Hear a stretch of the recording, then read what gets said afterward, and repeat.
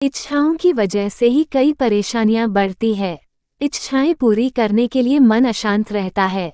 जब कड़ी मेहनत के बाद भी कोई इच्छा पूरी नहीं हो पाती है तो मन उदास हो जाता है।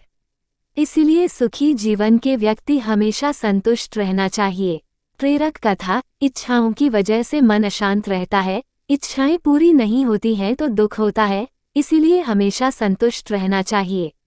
एक आश्रम में दान में आई एक गाय। संत और शिष्य को रोज ताज़ा दूध मिलने लगा। एक दिन गाय वापस चली गई तो शिष्य उदास हो गया। इच्छाओं की वजह से ही कई परेशानियां बढ़ती है। इच्छाएं पूरी करने के लिए मन अशांत रहता है।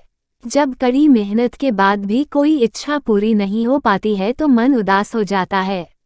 इसीलिए सुखी जीवन के व्यक्ति हमेशा संतुष्ट रहना चाहिए।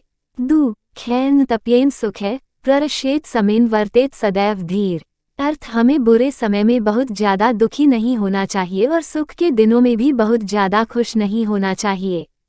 सुख हो या दुख, हमें हर हाल में संभाव यानी संतुष्ट रहना चाहिए। जो लोग इस नीति का पालन करते हैं उनके जीवन में शांति बनी रहती है। इस नीति का महत्व एक लोक कथा से समझ सकते हैं। कथा के अनुसार किसी आश्रम में एक भक्त ने गाय दान में दी। शिष्य ने अपने गुरु को इस बारे में बताया। गुरु ने कहा कि अच्छी बात है, अब हमें ताज़ा दूध मिलेगा। शिष्य प्रसन्न था, अब उन्हें रोज ताज़ा दूध मिल रहा था। सेहत अच्छी हो गई। कुछ दिन बाद गाय कहीं चली गई। इस बात से शिष्य दुखी हो गया। अब उसे ताज़ा दूध नहीं मिल पा रहा था।